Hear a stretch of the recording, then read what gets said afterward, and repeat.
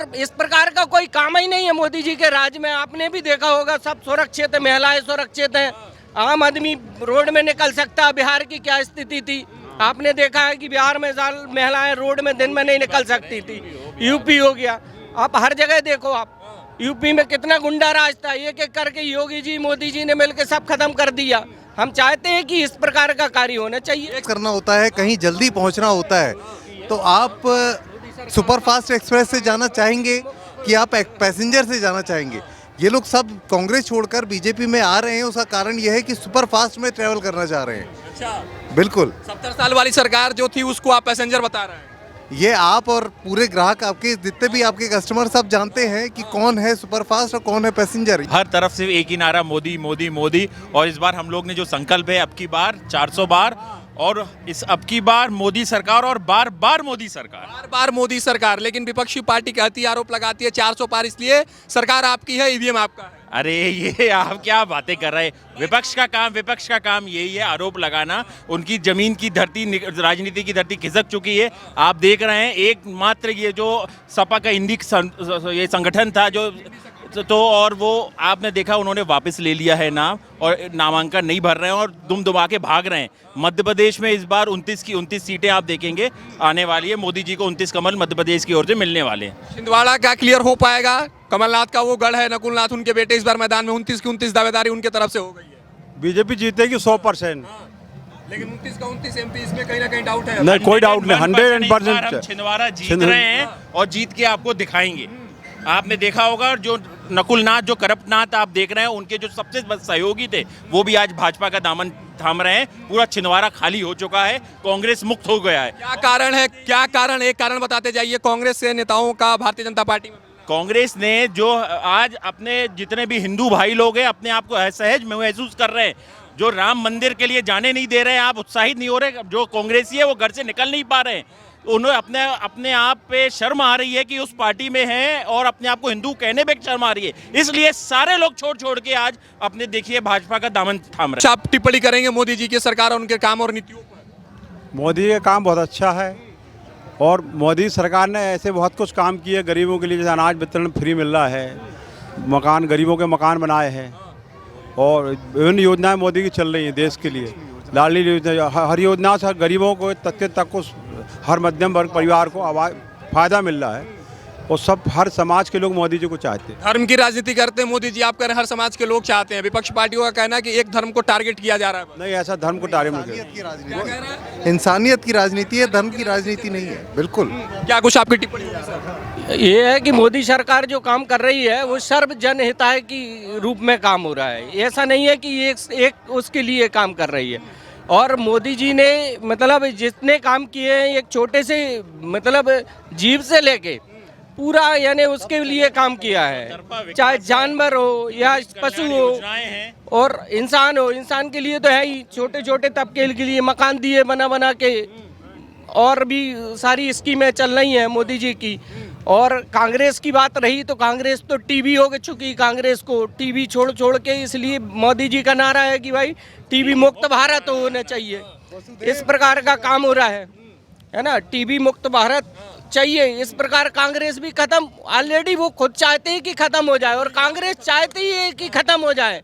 और राहुल गांधी एक ऐसी शख्सियत है, वो चाहती है कि हमारे पीछे कोई ना बचे और भाग जाएंगे। वो देख लेना, से आए हैं और इटली ही जाएंगे आप, और इटली भगवान करे वो ऐसे। कांग्रेस को बर्बाद करने के लिए कांग्रेस जो पार्टी थी वो पूरी तरीके से खत्म करके ही वो यहाँ से अंतर ध्यान होंगे, मतलब फिर दोबारा नहीं देखेंगे। आप मध्य प्रदेश में कांग्रेस बूथ से गायब हो रही है, बूथ से मुक्त हो रही है, और आने वाला आप समय कहेंगे कांग्रेस मुक्त जो भारत का नारा था, आप जल्द आप उसको साक्षी बनेंगे आप सारे लोग। लेकिन ऐसे कैसे देश चलेगा? क्या देश में सिर्फ एक पार्टी राज करेगी? विपक्ष का होना कितना जरूरी होता है? पप्पू जी जरूर रहेंगे, हम लोग चाहते हैं कि ऐसे लोग जरूर रहें, थोड़े लोग, 1 2 4 लोग ऐसे रहना भी चाहिए और रहेंगे भी।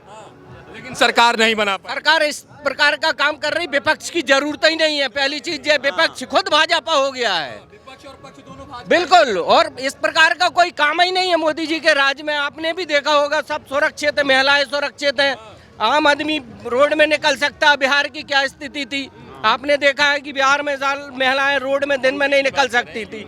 यूपी हो गया, आप हर जगह देखो, आप यूपी में कितना गुंडा राज था, एक एक करके योगी जी मोदी जी ने मिलकर सब खत्म कर दिया।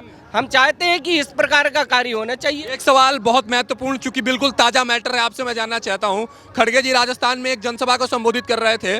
उन्होंने कहा है कि जब कश्मीर से 370 धारा हटती है तो जबलपुर में, मध्य प्रदेश में, उत्तर प्रदेश में या बिहार में बैठे किसी व्यक्ति विशेष को कैसे फायदा हो सकता है। धारा तो कश्मीर से हटी है।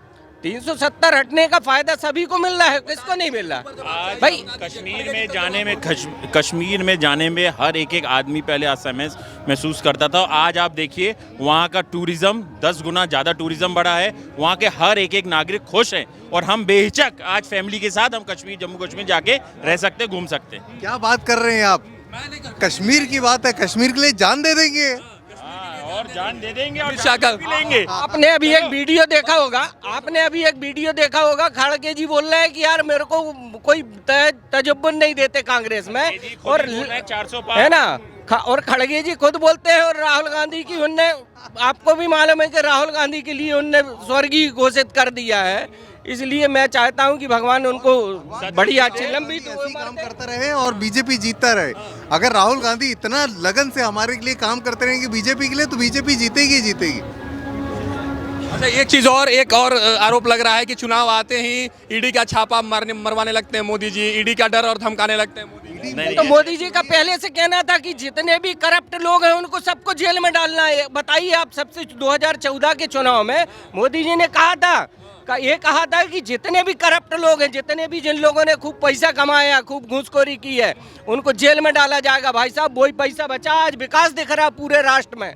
पूरा हिंदुस्तान एक मतलब ऐसा राष्ट्र बन गया है जहां विकास की गंगा बह रही है ना। ऐसा कोई राष्ट्र नहीं है जो मोदी जी की तुलना कर सके। आज सर्वमान्य मोदी इसलिए नहीं है, मोदी जी आज पूरे विश्व में सर्वमान्य नेता हो चुके हैं, और मोदी को गिराने के लिए कई ताकतें लगी हुई हैं, ऐसा नहीं है।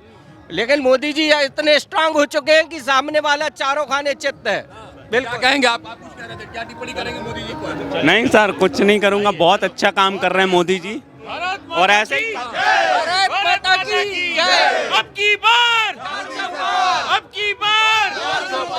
इसलिए भाई साहब 400 पार का नारा लगाया जाता है। अब आपको पूरे उत्तर मिले कि नहीं? बिल्कुल, उत्तर में मुझे प्राप्त हो गया, और आपके उत्साह प्रकार का कार्य करना चाहिए, और कि भाई 400 पार के लिए हमेशा हमको प्रयास करना चाहिए, और 400 पार होगा, ज्यादा हो जाए कम नहीं होंगे, है ना। चलिए, आपके उत्साह और आपके इस ऊर्जा को आप करेंगे बात क्या भाई साहब? थोड़ा सा, क्या नाम हुआ आपका?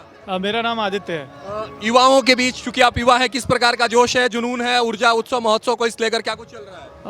देख ही रहे होंगे आप, यहाँ पे काफ़ी सारे युवा वर्ग के लोग हैं, और किसी को भी बहलाकर नहीं बुलाया गया है, किसी को भी पैसे देकर नहीं बुलाया गया है। अपने आप से मैं भी यहाँ पे खड़ा हूँ। मैं एक प्राइवेट जॉब करता हूँ, और मैं 2014 से जॉब कर रहा हूँ। तो जो 2000 सरकार आई है तब से आप जॉब मेरी जॉब तभी से लगी, मेरा MBA हुआ है। तो मैं बस ये कहना चाहता हूँ कि जिस तरीके से फॉर्मलाइजेशन ऑफ इकोनॉमी हुआ है, इससे पहले हम बहुत सारी ऐसी चीज़ों में स्ट्रगल करते थे जो बहुत बेसिक होती थी। जैसे कि हम बैंक खातों की बात करें, बैंक में इतने जल्दी लोन मिलना बहुत पॉसिबल नहीं होता था। आज आप किसी भी शॉप पे चले जाएं, इवन कोई रेडी वाला भी है तो वो स्कैनर के थ्रू पेमेंट ले रहा है, और उसे उसके खाते में पैसा मिल रहा है। और उसके कारण उसका जो बैंक का है, पहले जो बैंक का एक्सेस होता था उस लेवल पे नहीं रहता था। इसी कारण से काफ़ी सारी चीज़ें, लोन की बात करें तो आज की डेट में किसको कैसे भी लोन मिल सकता है।